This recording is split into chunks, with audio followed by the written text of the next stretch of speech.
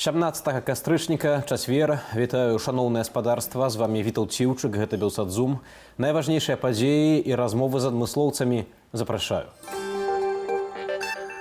170 асуджаных толькі за верасень. Палітычная шизафрэнія. Рэжым працягвае рэпрэсіі, але разлічвае на сувязі з Захадам. Запрашэнне ў НАТО, дазвол біць углы Расіі. Уладзімір Зеленскі прэзентуе ў Брусэлі план перамогі, а расійскі тэрарыст прагназуе ўключэнне Беларусі ў вайну. Саюз з Расіяй – гэта вайна і галеча. 25 гадоў легендарнаму маршу свабоды, калі беларусы зарывалі планы Лукашэнкі адносна глыбокай інтэграцыі. Былой кіраўніцы страйкаму на нафтане Вользе Брыцікавай дадалі яшчэ 3 гады калоніі. У красавіку сёлета жанчыне ўжо прысудзілі 3 гады за нібыта распальванне варожасці. У жніўні пачаўся новы працэс. Вользе Брыцікавай выставілі абвінавачванне ў закліку да захадаў супраць нацыянальнай бяспекі і ў спрыянні гэтак званай экстрэмісцкай дзейнасці. Праваабарончы цэнтр «Вясна» зафіксаваў велізарную колькасць крымінальных палітычных прысудаў у верасні. Асуджаныя былі прынамсі 170 асобаў. Амаль траціна ў Менску. У палове выпадкаў прысуды выносіліся паводле народнага 342 артыкулу. Таксама вядома, што 12 чалавек прайшлі праз суды паўторна. У асноўным судзілі паводле артыкулу, які дазваляе дадаць тэрмін за непадпарадкаванне адміністрацыі калоніі. Спадарства, з намі на сувязі былы дыпламат і былы чыноўнік, палітолог Анатоль Котаў. Спадар Анатоль, вітаю вас. Добрый день, добрый день. Ёсць інфармацыя ад праваабаронцаў, што за верасень прынамсі 170 чалавек былі асуджаныя на крымінальныя выракі паводле палітычнага пераследу, праз палітычны пераслед. Чаму рэжым адпускае адных палітвязняў, а іншых знявольвае? Чаго ён хоча гэтым дабіцца? На жаль, тут ёсць два тренды, якія супярэчаць адзін аднаму. Па-першае, калі мы кажам пра тое, што рэжым не спыняецца у тым, што працягваюцца арышты, канешне, гэта сведчыць аб тым, што, на жаль, гэта машына рэпрэсіўная, якая набрала абароты з 2020 году, яна проста так спыніцца не можа. Гэта ўнутраная логіка якраз рэпрэсіўнай машыны, яны не спыняюцца пакуль альбо іх не спыняюцца, альбо яны не ламаюцца пад ціскам унутраных ці знешніх фактараў.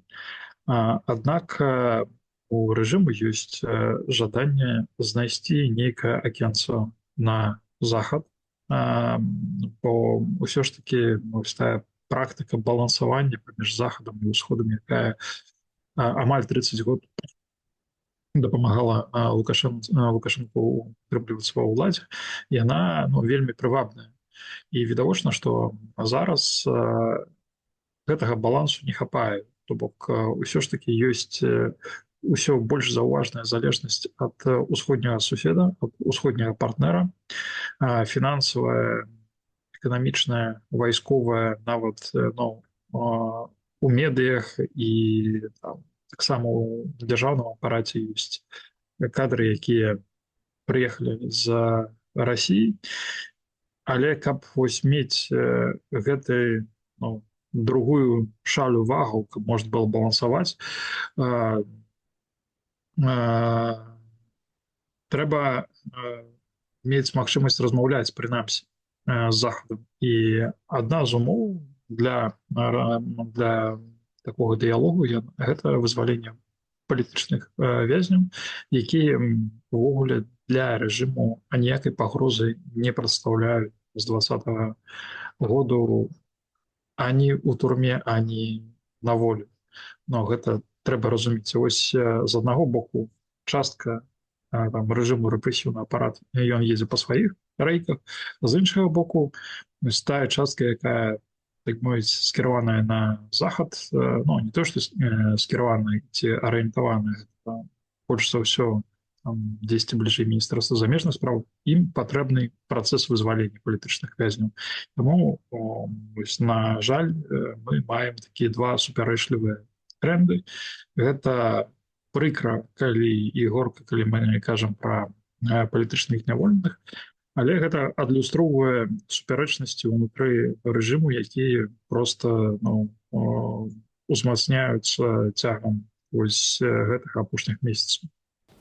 А ці сапраўды гэта нейкія супярэчнасці ў рэжыме, ці гэта супярэчнасці, не ведаю, у адной галаве, таму што ў Беларусі ўсё, здаецца, ў гэтым рэжыме залежыць ад адной асобы, і як яна скажа, так і будзе. Калі б Лукашенка сказаў, то маглі б нават усіх палітвязняў у адзін дзень выпусціць.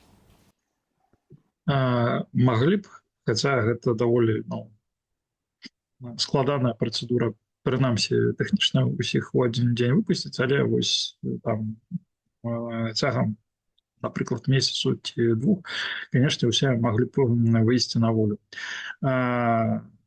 Супярэчнасці ў рэжыме і супярэчнасці ў адной галаве, таму што няма нейкай стратэгіі ані сярод номенклатуры, ані самога Лукашэнкі, як выйсці з гэтага крызісу, які ўжо амаль стаўся не проста дзяржаўным, а асабістым.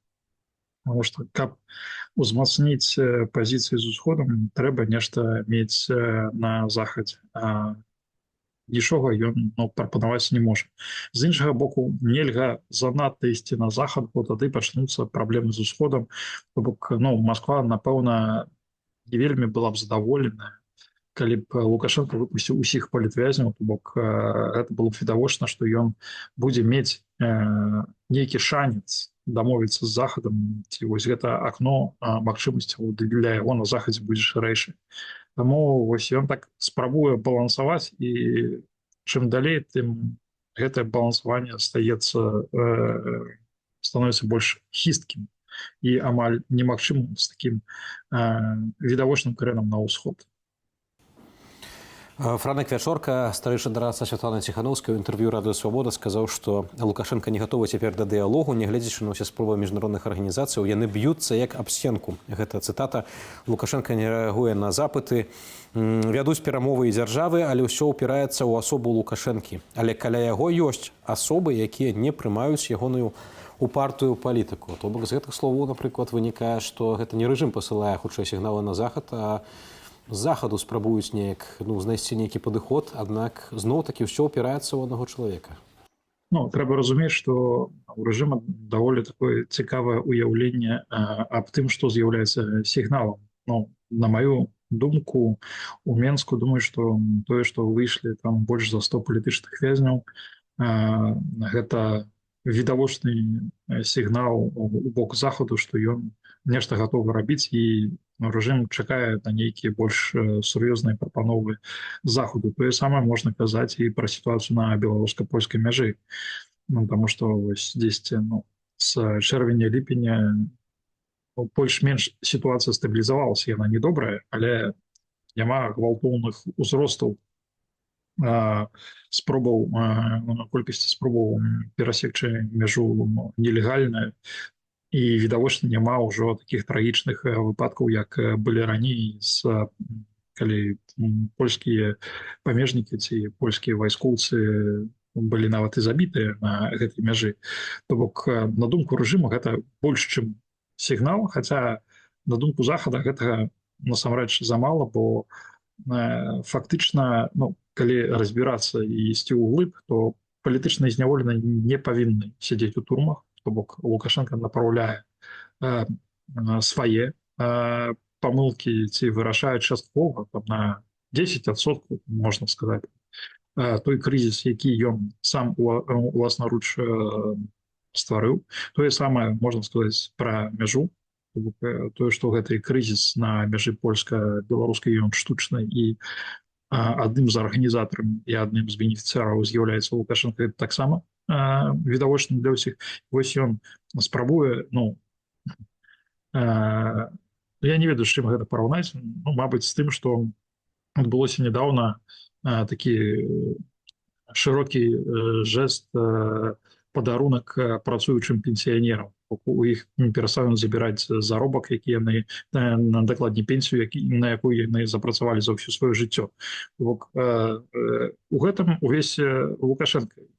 Калі ён адбірае, ён не ліча, што ён адбірае, а ліча, што гэта яму належыць. Калі ён робіць нейкі крок насустрач, пачынае забіраць менш, ён думае, што ён сур'ёзна пасунуўся, даў нейкі сігнал, ніхто не разумее, што гэта з'яўляецца сігналам, потому што сігналам быў бы працэс, калі мы кажам про тых самых палізнявольных, які, ну, у пэўным сэнсе пачаўся некалькі месяцаў таму, вось калі б устойліва там цягам кожнага месяца выхадзіла 100-150 асобаў, вось гэта быў бы сігнал, калі б не набіралі іншых у турмы, калі б не мянялі хімію на тэрмін рэальны турэмны, вось гэта таксама быў бы сігнал. А так, ну, Лукашенко лічыць, што ён дае сігналы, але насамрэч, ну, іх няма.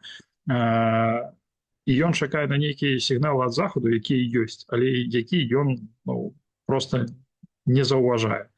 Но адно, што можна сказаць, што, ну, час ідзе, і вось на тыдні трэба ехаць, ляцець у Казань зноўку да Пуціна, зноўку на міжнароднае мерапрыемства, а ляцець няма з чым.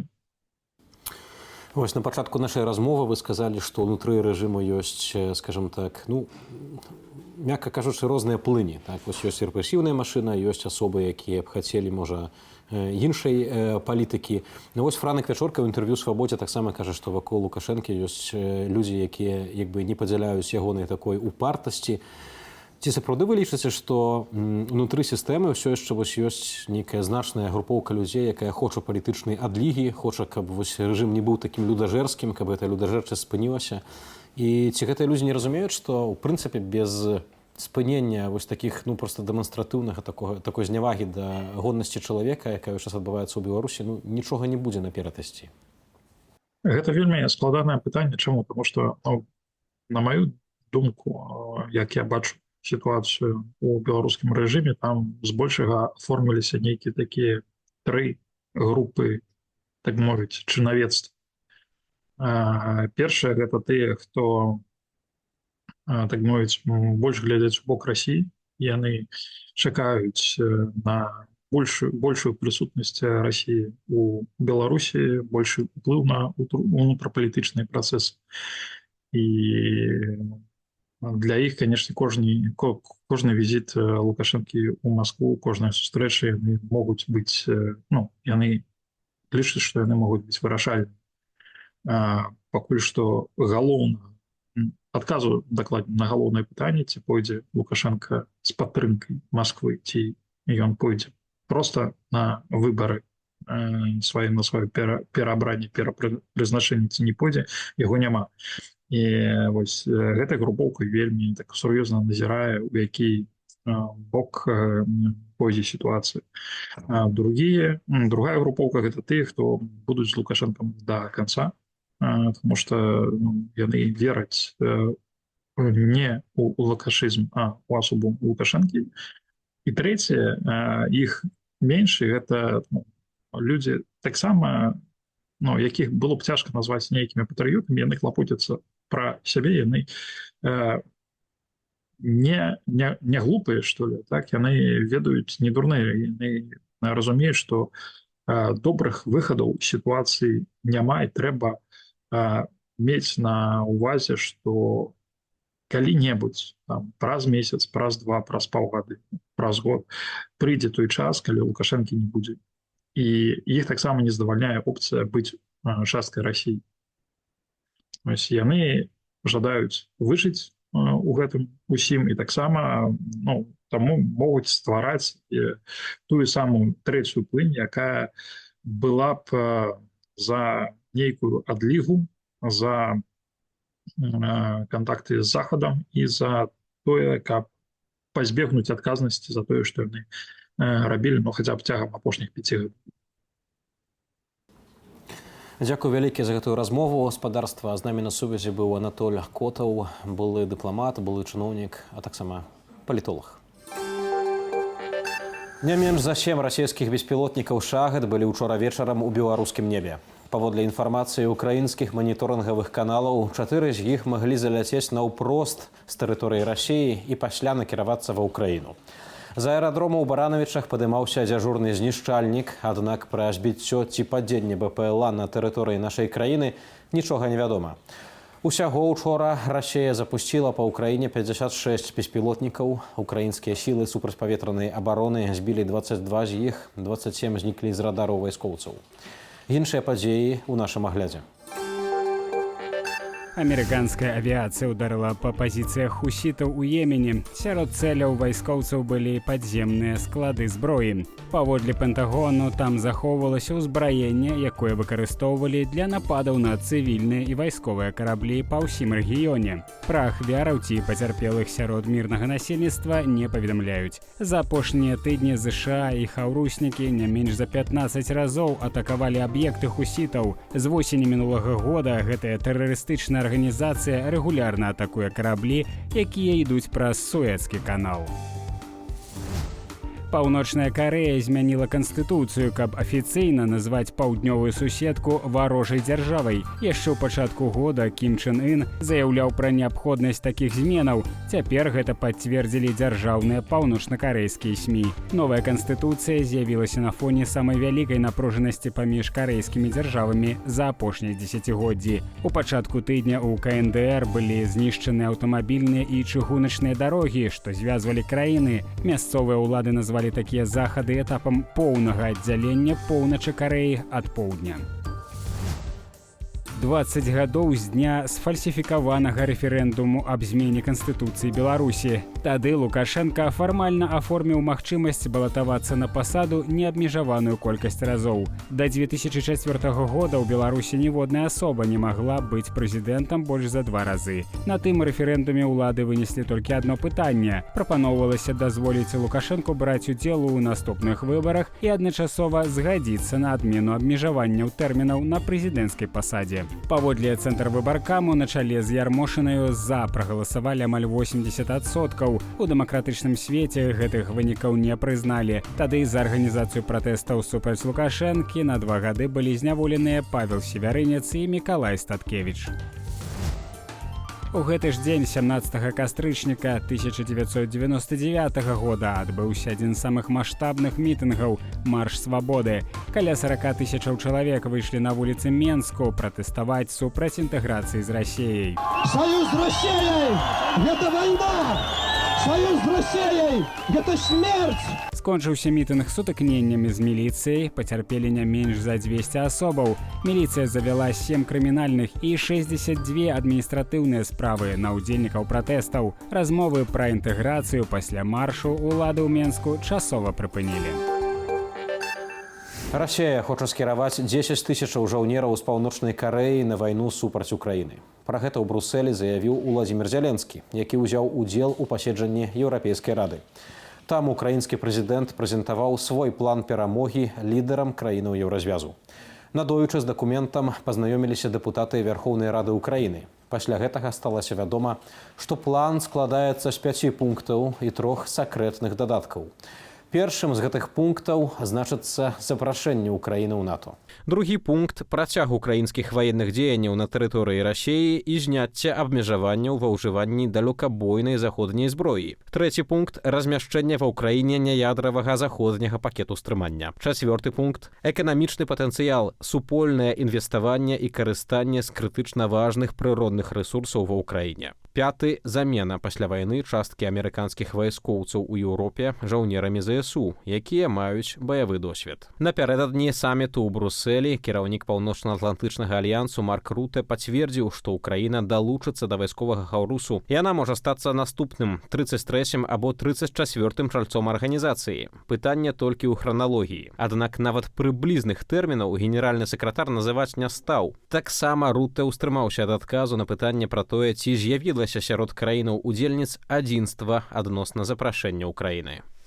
Спадарства, а з намі на сувязі дырэктар Інстытуту сусветнай палітыкі, украінскі палітолог Яўген Магда. Спадар Яўген, вітаю вас. Прывітанне. Спадар Яўген, вось першае пытанне наконт гэтай прэзентацыі плану перамогі прэзідэнтам Украіны Уладзімірам Зяленскім, які цяпер знаходзіцца ў Брусэлі. На вашу думку, наколькі гэты план можа быць прыняты еўрапейскімі дзяржавамі?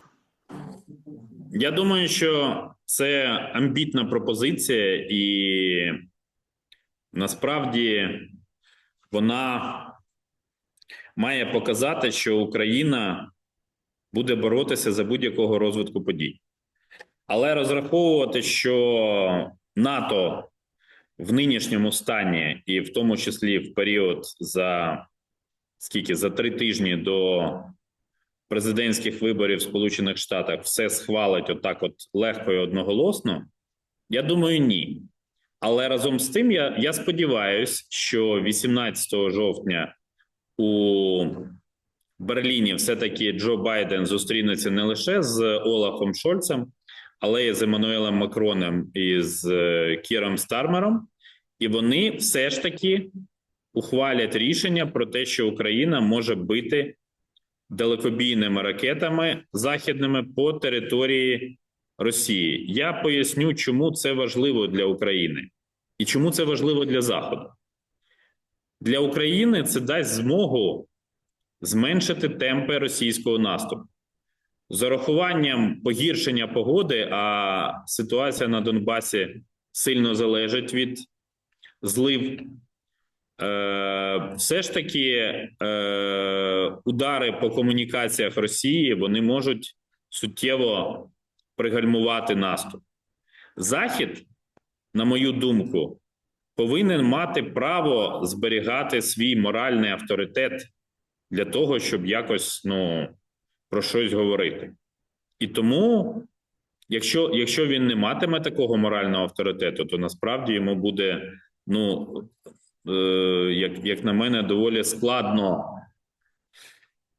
залишатися в ролі світового гравця.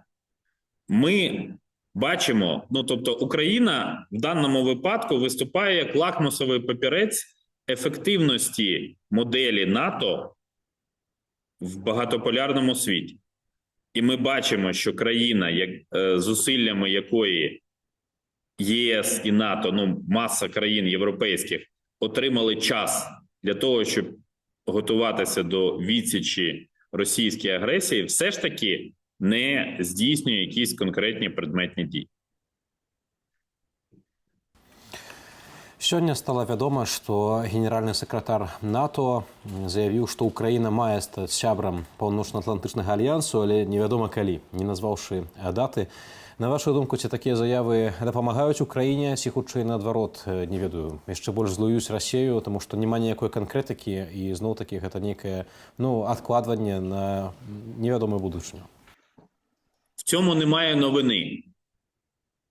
Немає новини в тому, що Україна стане членом НАТО.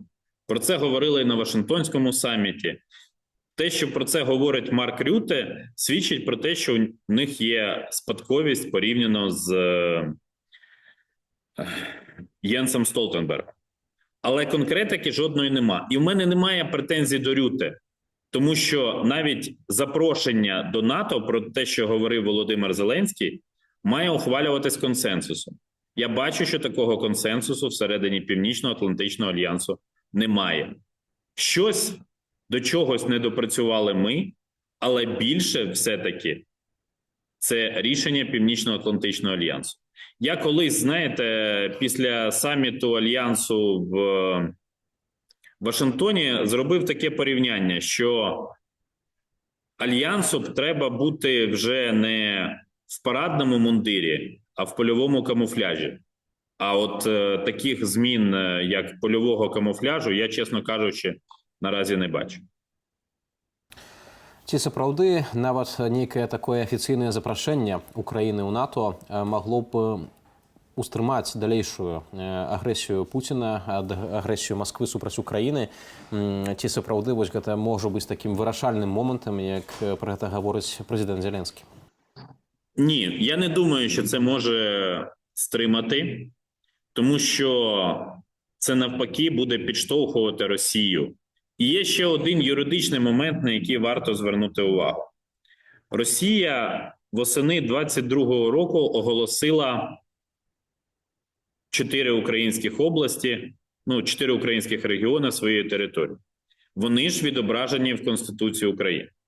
І я практично впевнений, що усвідомлення незаконності загарбання цих територій Росією не завадить окремим країнам НАТО говорити, а як ми можемо прийняти Україну, якщо в неї є територіальна суперечка з Росією, з ядерною державою? Як ми зможемо в такому сенсі діяти? Тобто це дійсно серйозна проблема. Разам з тым, вось у прыватнасці ў Польшчы некаторыя аналітыкі звяртаюць увагу на гістарычны досвед Нямецчыны, якая сталася сябрам НАТО практычна адразу пасля заснавання. Нягледзячы на тое, што вядома, што пасля Другой сусветнай вайны частка Нямецчыны была практычна пад кантролем Саветаў, была ГДР, было ФРГ, якое стала сябрам НАТО. І нягледзячы на тое, што ФРГ не прызнавала ў той час яшчэ ГДР, яно сталася сябрам менавіта Паўночна-Атлантычнага альянсу. Зноў-такі, ці такі сцэнар, на вашу думку, гучыць рэалістычна, што Украіна могла паступіць у НАТО і разам з тым акупаваныя тэрыторыі проста заставаліся яшчэ без такога украінскага кантролю? Ми розуміємо, що країни НАТО не будуть воювати замість України. Це очевидно. Але і все-таки те, що Україна на сьогоднішній момент може дати НАТО більше досвіду, більше практичних знань про Росію, це, я думаю, теж очевидно. Тобто, давайте візьмемо ще такий момент. Напередодні 24 лютого 2022 року говорили практично всі експерти, політики, що Україна розвалиться внаслідок російської агресії, правда? Але вона не розвалилась. Тому я думаю, що Україна заслужила певних факторів допомоги з боку України. У мене в цьому сенсі немає сумнівів. Яшчэ одно пытанне, якое хацеў бы з вами абмеркаваць. Вядома, гэта гучыць, улічваючы асобу гэтага чалавека, можа нават трошкі так і несур'ёзна, і маргінальна, але тым не менш, вось расійскі баявік, тэрарыст Ігор Гіркін даслаў ліст за кратаў, гаворыць пра тое, што Расія, ён так ацэньвае, стратэгічна прайграе, і што у выніку гэтага ў наступным годзе, магчыма, Беларусь будзе далучаная да вайсковых дзеянняў. Праўда, ён там згадвае таксама і Польшчу і Румынію. Улічваючы вось досвед больш як 2,5 гадоў такой актыўнай расійскай агрэсіі супраць Украіны, наколькі гэта гучыць рэальна, ці зноў-такі гэта нейкая, не ведаю, фантазія, якая зусім адарваная ад рэчаіснасці? Ви знаєте, чесно кажучи, Гіркін, який сидить у в'язниці і починає розмірковувати про якісь речі, мені це видається не дуже серйозно. Я розумію, що Білсат має підвищену увагу до Білорусі, це зрозуміло. Але чому має бути Білорусь втягнена на війну? Що, Лукашенко перестане бути фактором влади? Ні. Я думаю, що ні. Тому я думаю, що це якраз не те, що на сьогоднішній момент можливо. І взагалі, чесно кажучи, коментувати воєнного злочинця мені не дуже хочеться, я чесно скажу. Гэта сапраўды зразумела. І дзякую вам вялікі, што знайшлі час для Белсату, каб абмеркаваць вось гэтае пытанне. Перадусім, план перамогі, які прадстаўляе сёння прэзідэнт Украіны Владзімір Зеленскі ў Брусэлі. А з намі на сувязі быў Яўген Магда, украінскі палітолог і дырэктар Інстытуту сусветнай палітыкі. На вяршыні піраміды Хеопса ў Егіпце гуляў сабака. Яго заўважыў амерыканскі парапланерыст Алекс Лэнг падчас палёту над далінаю цароў. Відэа ён апублікаваў у сваім інстаграме. Што рабіў на пірамідзе сабака, брахаў на птушак. Адметна, што залазіць на піраміды строга забаронена. Больш за тое, вышыня аб'екту 135 метраў – гэта памерам 40-павярховы дом. Як туды забраўся чатырохногі, застаецца загадкаю.